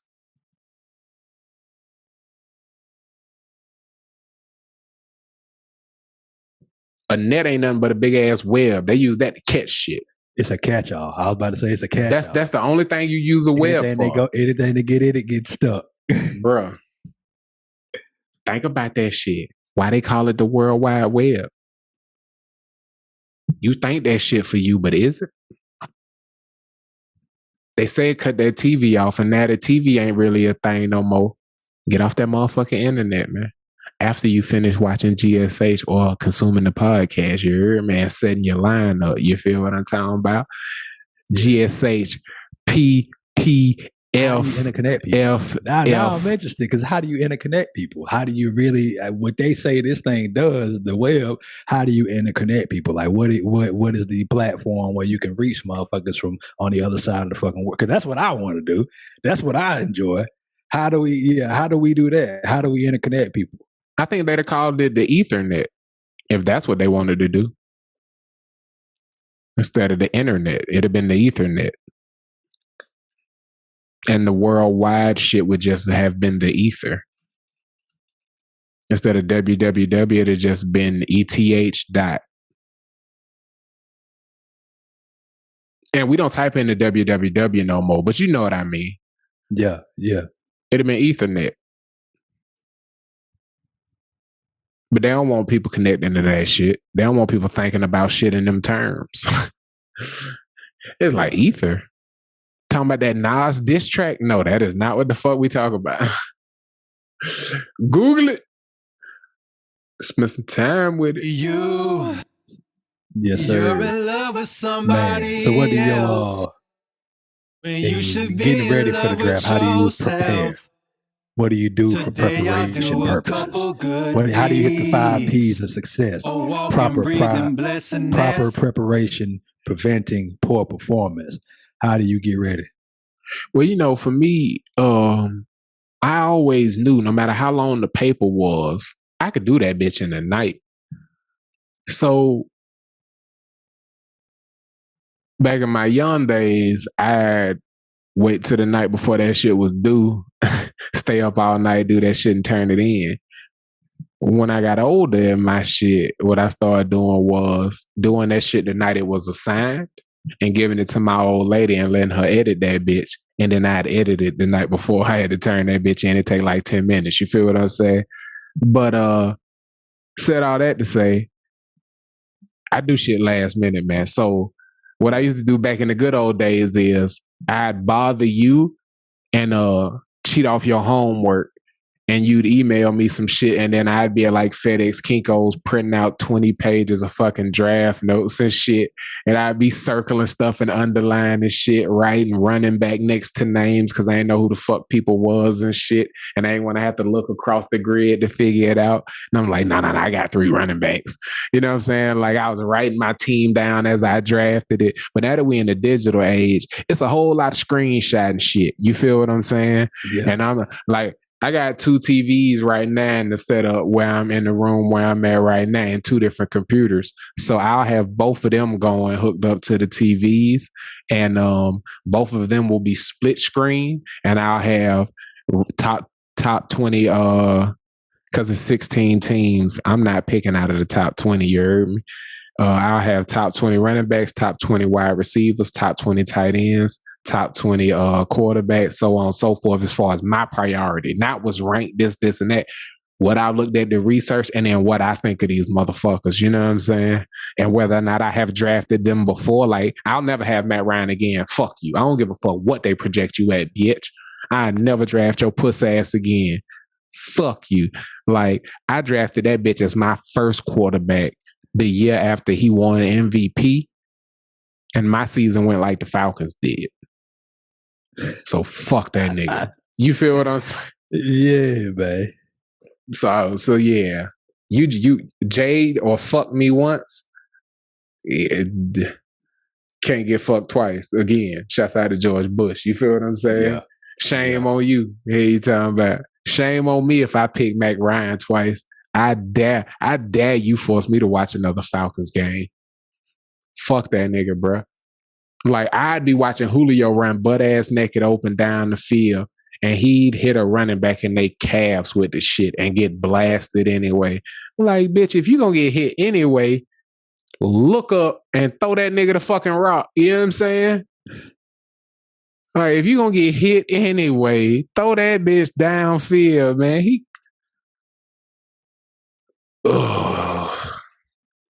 Niggas is gonna now risk and covet to see that nigga not throw that bitch down the field. Kyle Pitts, good luck, nigga. Calvin Ridley, I know you gonna get off. You fucking. But he in there with Calvin Ridley, so that boy finna get off. Yeah, yeah. I hope they let him go in the receiver room and get that knowledge. You feel me? Yeah. But he gonna be with him on the field.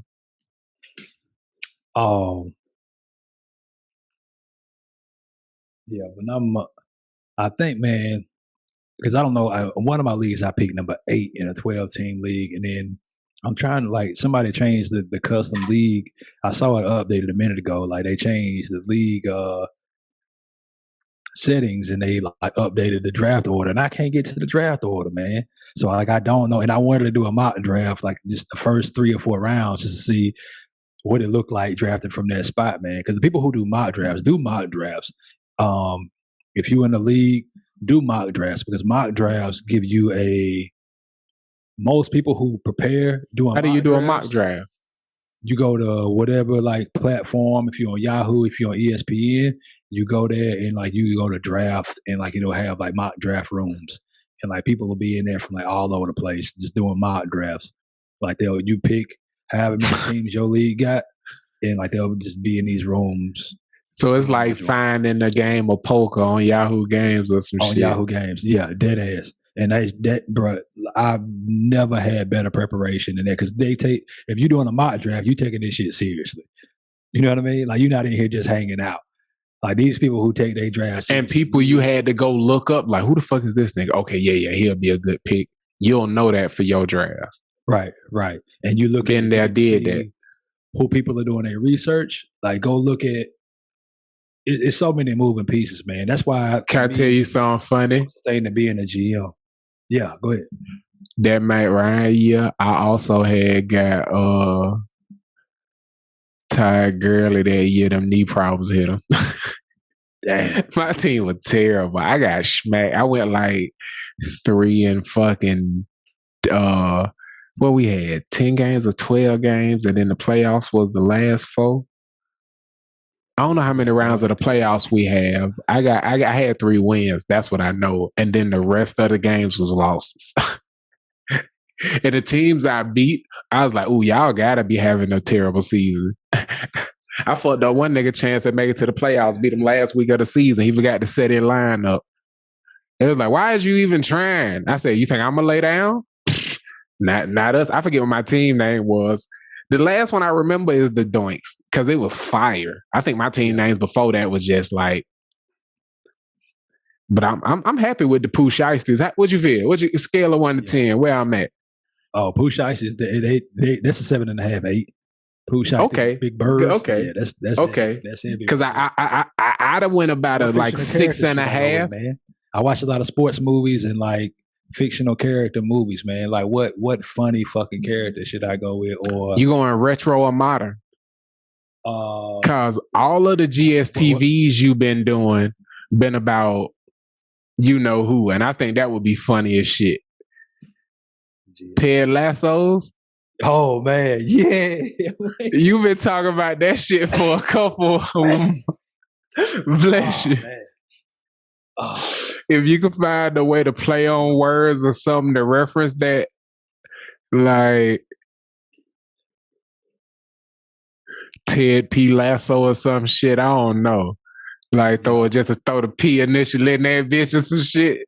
What you think, man? Where your head at? What else you been consuming? You think might go hard? You go, like where your priority? Retro or new school? I usually do retro. Like ooh, what you think about the last season of Game of Thrones? Is that too long? Cause you can hate me all you want, but you gonna watch me win this championship. Oh yeah, season 8. Yeah, see GOT season 8. You can hate me all you want to, but you gonna watch me win this motherfucking championship. Logo be a Starbucks cup. You gonna watch me get this money. You gonna watch me get this money. You gonna watch a whole hour episode, and the biggest thing that happened gonna be a Starbucks cup making it into it.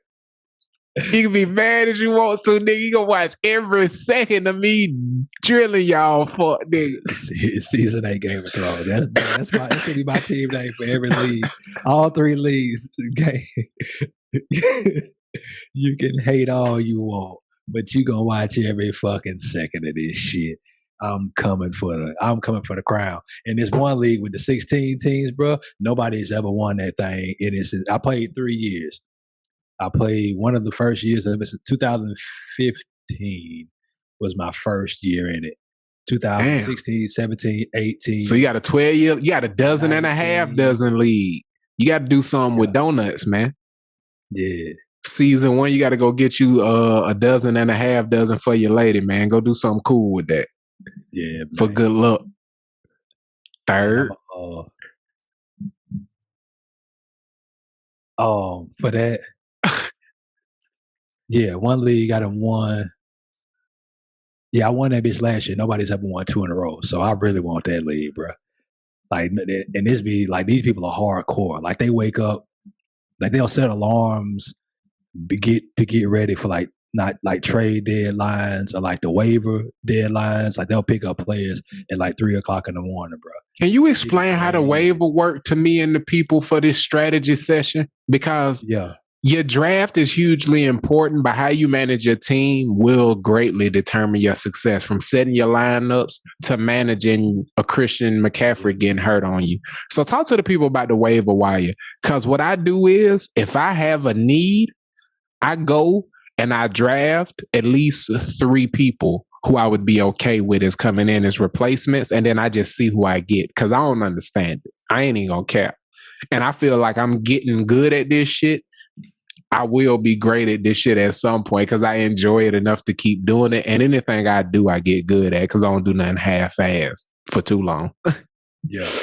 So with the waiver wires, so the waiver wire is all the players who are not claimed on a team. So it's all the undrafted players or the players who are not used.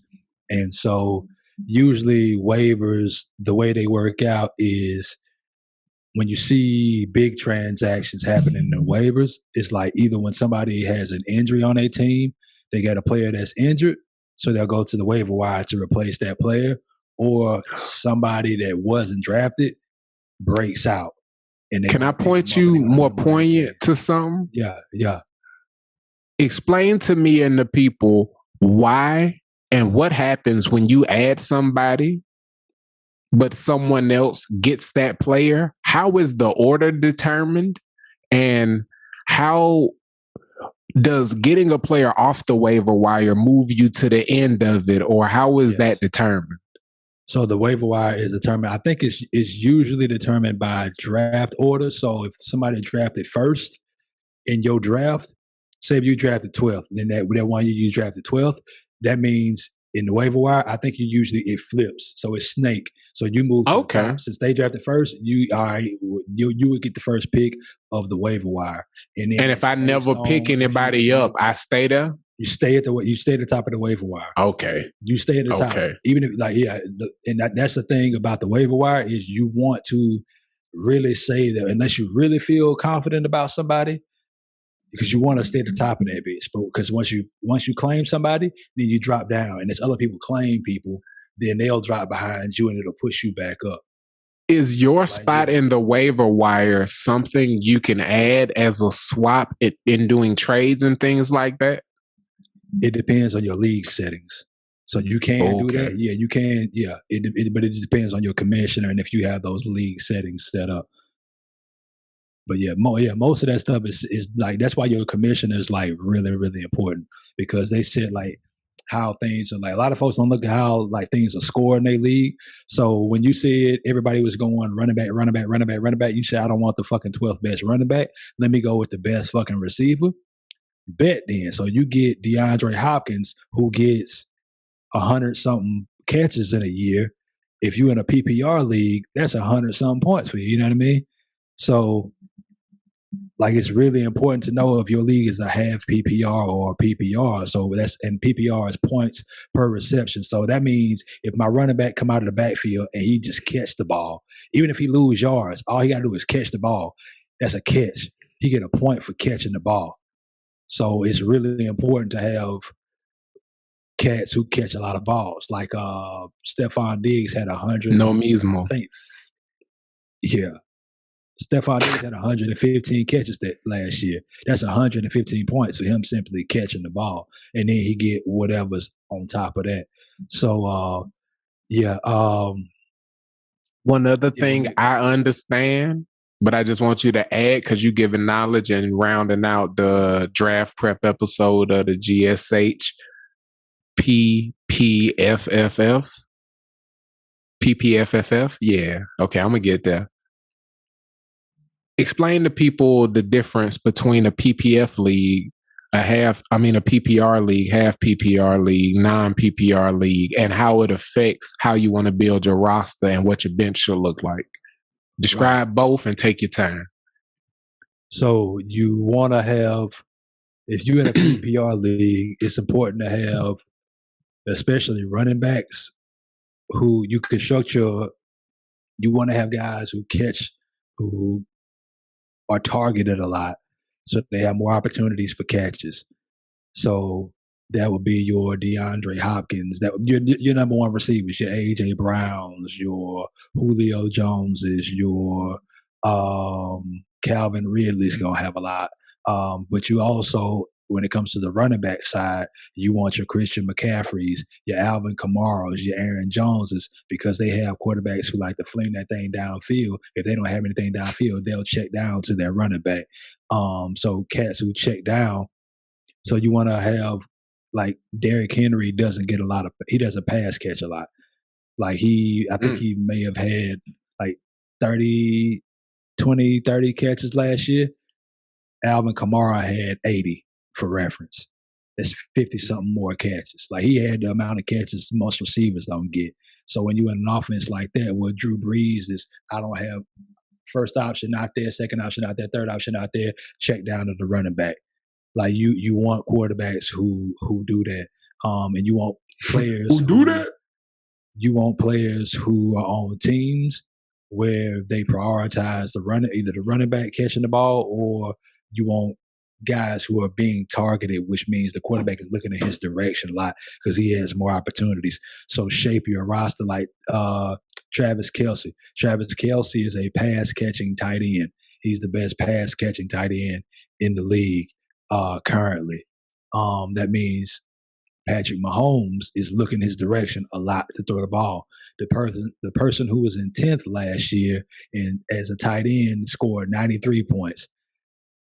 He scored 93 points. Travis Kelce scored 207. That is a big discrepancy in points. Oof. So you want somebody who you want, like when you picking tight ends, you got to put a tight end in your lineup. So if you're looking for, if you in a situation where you got a great receiver, not a whole lot of running back shit there, but you got Darren Waller, go take Darren Waller because it's a PPR league. Darren Waller had close to 80, 90 catches last year, something like that. So he's being targeted a whole bunch. So you want to look at target share on teams, construct your roster around guys who the quarterback is always, if you got a Andy Dalton, old school Cincinnati Bengals, AJ Green, Andy Dalton was usually going to throw AJ Green the ball. AJ Green was great in fantasy because Andy Dalton would close his eyes and throw AJ Green the ball and give him an opportunity for a catch. And that's, if he catch the ball, it's a point. And so you want to increase, and you're not playing real football in fantasy. You're looking for guys who are going to do whatever parameters your commissioner has set as far as scoring points. You want to look at that, and then you want to construct your team based on those parameters. What he's telling you is a Jarvis Landry in a PPR league is much more valuable than he'd be in a non-PPR league, because that boy gonna catch the rock. Might not be 9 yards a catch, might be 6, might be 5.5, but you throw it in his direction, he coming down with that bitch. Yeah. So, oh man, I got my team name already, bro. What's that? Clifford Franklin. Oh, that's what's up. I like that shit. Clifford Franklin on the one catching it. Clifford Franklin on the one coming down with it. Clifford Franklin. All right, one of my teams is gonna be Clifford Franklin, and then I'm definitely gonna go Ted Lasso with one of the things. And I got 3 teams, so I got 3 team names I got to come up with. Oh man, throw it out to the people, man. Throw it out. They gonna have this episode. I can change it. So we'll throw it out. Give me some questions. Give me gimmesomequestions at gmail. I was about to spell Gmail. GMA. I think you did. What's my team name? What's my team name gonna be? 3rd team name. I'm gonna give it to the people, man. The one you had settled on, you canceled out that season 8. Oh no, that's gone. That's gone. That's gone. Oh, okay. That is going. I'm sorry. I do like that. I thought it was Ted Lasso. No, it was season 8 Game of Thrones. And when you hear the name of the show, past, present, and future fantasy football, GSH, GSH, PPF, past, present, and future fantasy football. When you hear the name come up, that shit and a lot. Come up however you want to. And I'm also okay with this draft prep leading into your draft, that being the climax to the episode. If you okay with that. Hell no, I ain't prepared for that shit. No. I just mind my business. But anyway. I'm fine with this going into your draft. Like, Wee!